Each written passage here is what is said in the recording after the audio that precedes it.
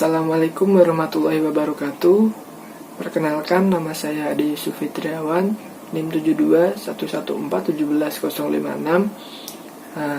Kali ini saya membuat video. Video ini digunakan untuk memenuhi tugas pengolahan data elektronik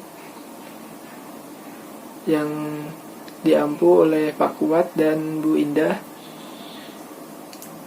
Pada video ini saya akan menjelaskan tentang materi, yaitu yang pertama strukturisasi fungsi teknologi informasi, dan yang kedua pusat komputer yang ada di bab 2 tentang operasi komputer. Langsung saja ke materi yang pertama, strukturisasi fungsi teknologi informasi. Nah, strukturisasi fungsi teknologi informasi ini memiliki dua pendekatan. Pendekatan yang pertama yaitu pendekatan terpusat, dan yang kedua pendekatan terdistribusi. Nah, untuk pendekatan yang terpusat ini, jadi semua pemrosesan datanya itu dilakukan melalui satu atau dua komputer yang diletakkan pada suatu tempat yang secara terpusat, di mana hal tersebut untuk memenuhi kebutuhan penggunanya di seluruh perusahaan. Nah, pada model data terpusat ini, dia memiliki beberapa area layanan. Area layanan itu ada 3. Yang pertama ada administrasi basis data, yang kedua ada pemrosesan data, yang ketiga ada pengembangan dan pemeliharaan sistem. Nah, saya akan menjelaskan yang pertama dulu, administrasi basis data. Administrasi basis data ini pada perusahaan yang menggunakan model secara terpusat, dia mengolah sumber daya datanya itu secara terpusat yang diletakkan di suatu lokasi terpusat dan digunakan untuk memenuhi kebutuhan para pengguna akhirnya di sebuah perusahaan atau di beberapa entitas. Nah, lalu administrasi basis data ini dikepalai oleh seorang administrator basis data, di mana dia bertugas untuk menjaga keamanan dan integritas basis data. Lalu selanjutnya area yang kedua itu ada area pemrosesan data. Dalam pemrosesan data ini, bagian ini dia itu bertanggung jawab untuk bertanggung jawab atas semua sumber daya komputer yang digunakan dalam pemrosesan transaksi harian. Nah, pada pemrosesan data ini dia memiliki beberapa fungsi operasional.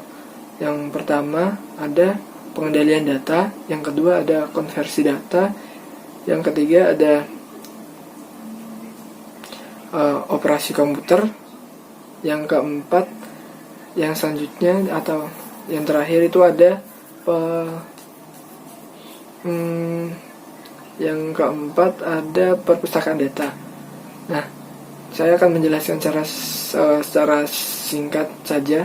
Yang pertama itu pengendalian data. Jadi dia itu sebagai perantara penghubung antara si pengguna akhir dengan pemrosesan data. Lalu si konversi data ini dia bertugas untuk mentranskripsikan si data dari data dokumen yang kertas menuju ke input data komputer.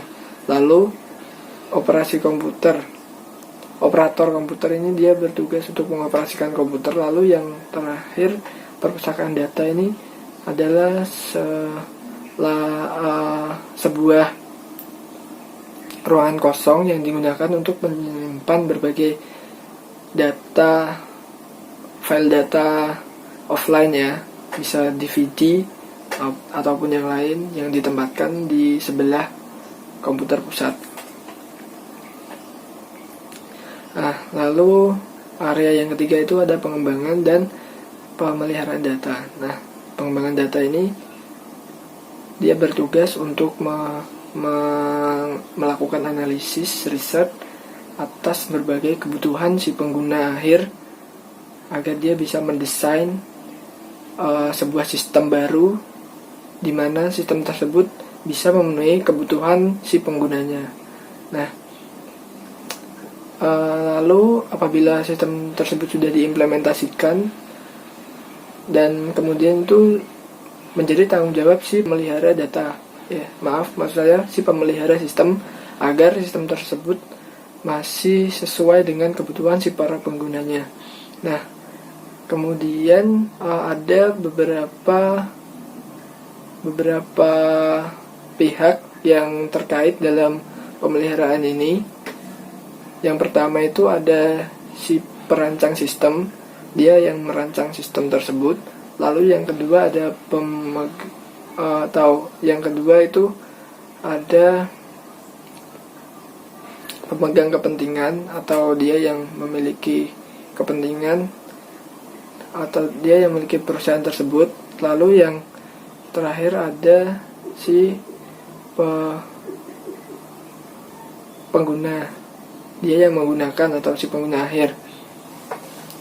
Untuk pemegang kepentingan ini bisa saja dari auditor internal dan auditor eksternal. Nah, selanjutnya ada memisahkan tugas yang tidak saling berkaitan. Nah, dalam memisahkan tugas ini ada memisahkan tugas antara si pengembangan sistem dengan operator komputer. Nah, mengapa perlu dipisahkan? Karena cukup mudah bagi si pembuat sistem tersebut, si perancang sistem, untuk mengotak-ngatik sebuah sistem daripada orang yang hanya mengoperasikan komputer tersebut atau mengoperasikan sistem tersebut tanpa tahu detailnya. Jadi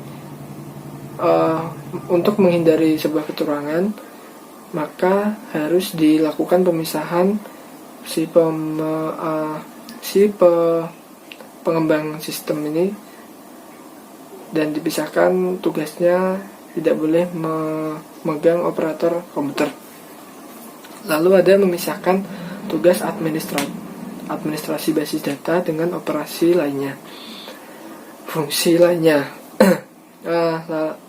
Kenapa perlu dipisahkan? Karena seorang administrator basis data ini, dia tugasnya cukup vital. Jadi apabila dia memiliki tugas lain, dapat mengancam integritas basis datanya. Lalu memisahkan tugas antara si pengembangan data dengan si pengembang sistem dengan pemeliharaan sistem. Nah, alasannya itu yaitu untuk yang pertama untuk memperbaiki dokumentasi, dan yang kedua menghindari kecurangan. Nah, lalu ada memisahkan tugas antara perpustakaan data dengan operasional. Ada 3 kondisi exposure yang perlu dilakukan untuk memisahkan ini. Yang pertama ada apabila dalam pusat komputer tersebut sibuk, jadi seorang pustakawan data itu bisa saja menaruh pita dengan sembarangan atau teledor. Bisa saja diletakkan di pojokan atau berada di mana itu terselip. Jadi pita tersebut terancam bisa hilang, dicuri, dan bisa rusak. Nah, lalu kondisi exposure yang kedua ada orang yang kurang berkompeten dalam menjadi pustakawan data. Biasanya dia bisa saja mengembalikan pita tersebut tidak pada tempatnya. Setelah dia menggunakan pita tersebut, lalu dia mengembalikan tidak pada tempat yang seharusnya sebelum dia mengambil. Jadi pita tersebut bisa saja terselip, dan apabila ingin digunakan kembali itu susah untuk ditemukan. Lalu kondisi exposure yang ketiga itu apabila perusahaan akan mendaur ulang si pita, bisa saja pustakawan itu memberikan pita yang masih baru untuk didaur ulang.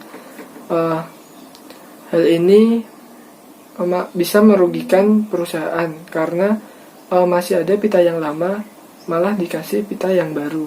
untuk didaur ulang. Nah,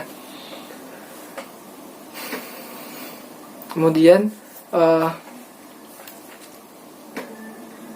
masuk ke yang kedua, masuk ke model yang kedua, pendekatan kedua, yaitu pendekatan terdistribusi. Nah, pendekatan terdistribusi ini memiliki beberapa resiko.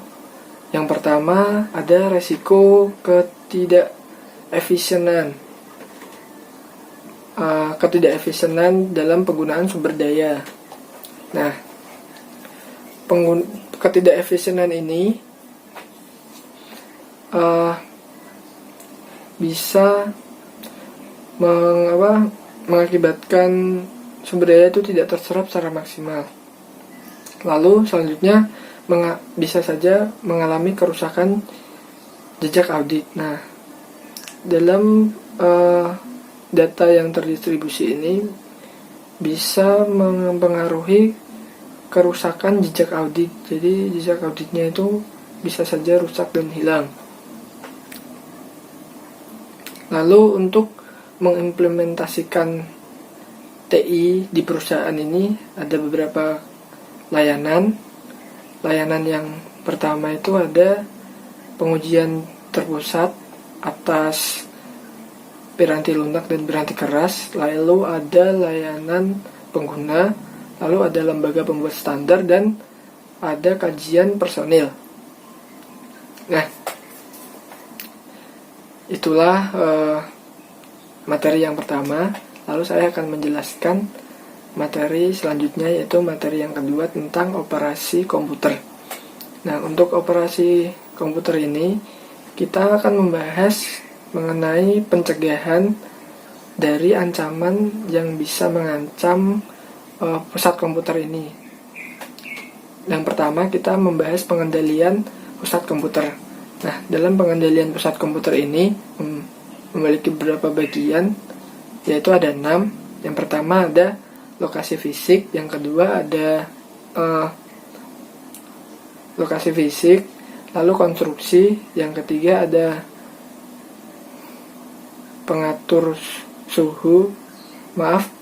Yang pertama ada lokasi fisik, yang kedua ada konstruksi, yang ketiga ada akses, lalu yang keempat pengatur suhu, selanjutnya yang kelima ada pemadam kebakaran, yang terakhir ada pasokan listrik. Nah, untuk yang pertama ini lokasi fisik ini di mana pusat komputer ini harusnya diletakkan di area yang aman dari ancaman fisik dari bencana alam. Contohnya pusat komputer itu harus jauh dari bandara, jauh dari pipa gas, jauh dari daerah yang rawan banjir, daerah yang rawan pencurian atau tingkat kriminalitasnya itu tinggi, dan lain-lain, dan daerah yang memiliki kontur geografisnya itu tidak baik atau bisa dikatakan sering gempa. Jadi untuk menghindari resiko ancaman tersebut harus memilih lokasi fisik yang aman. Lalu selanjutnya ada konstruksi. Nah, idealnya dalam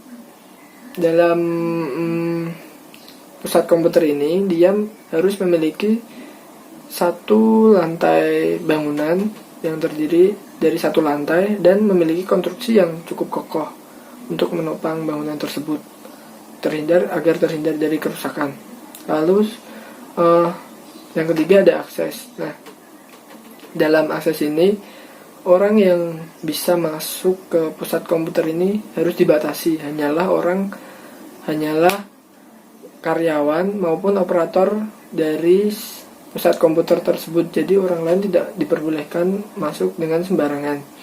Lalu ada pengatur suhu. Nah, umumnya atau baiknya suatu komputer itu bekerja pada suhu antara 70 sampai 75 derajat Fahrenheit dan kelembapan relatif sekitar kira-kira itu 50%. Selanjutnya ada pemadam kebakaran. Nah, jadi pada suatu pusat komputer itu, ruang pusat komputer harus memiliki sebuah atau alat pemadam kebakaran yang terkoneksi langsung di pos pemadam kebakaran. Jadi apabila terjadi kebakaran, alarmnya berbunyi di pusat komputer tersebut dan juga berbunyi di pos pemadam kebakaran terdekat. Nah, lalu harus memperhatikan pula alat pemadam manual atau maksud saya alat pemadam otomatis. Jadi di suatu ruangan tersebut harus memiliki pemadam otomatis yang biasanya ada di atas.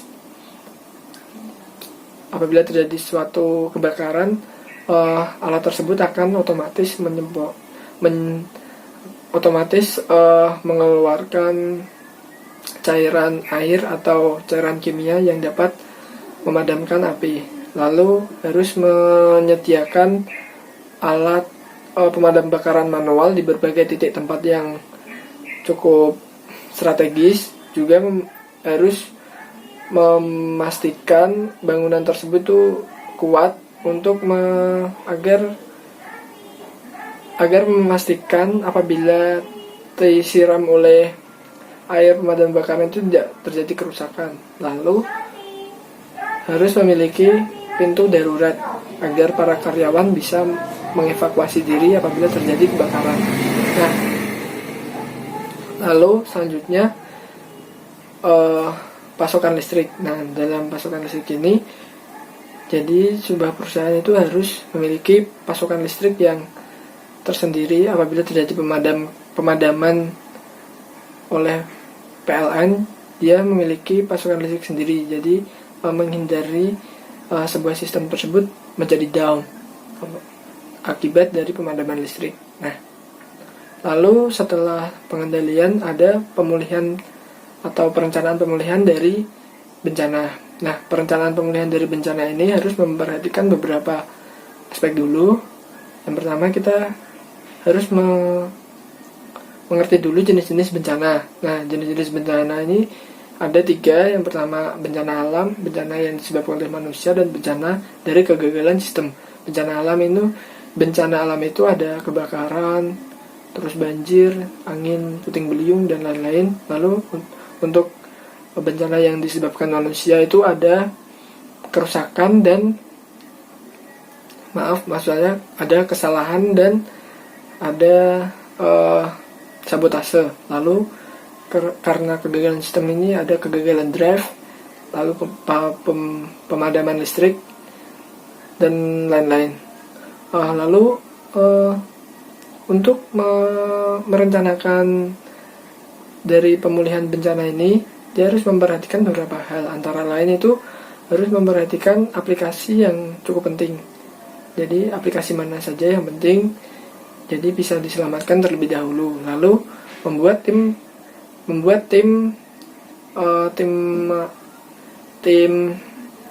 pemulihan dari bencana.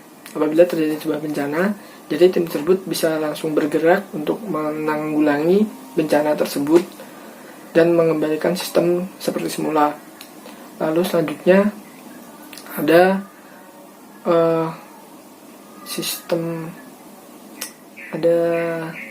setelah melakukan tersebut membuat beberapa ruangan cadangan, misalnya hot site, dan cadangan dokumen dan cadangan yang lainnya. Nah, lalu setelah itu ada beberapa toleransi kegagalan. Yang pertama itu ada RAID, yang kedua ada UPS, dan yang ketiga ada multi pemrosesan.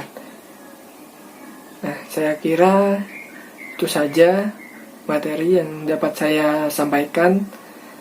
Kurang lebihnya saya mohon maaf apabila ada salah kata, salah pengucapan, saya mohon maaf. Apabila ada kata yang tidak berkenan, saya juga mohon maaf. Sekian video presentasi atau penjelasan dari saya. Terima kasih. Wassalamualaikum warahmatullahi wabarakatuh.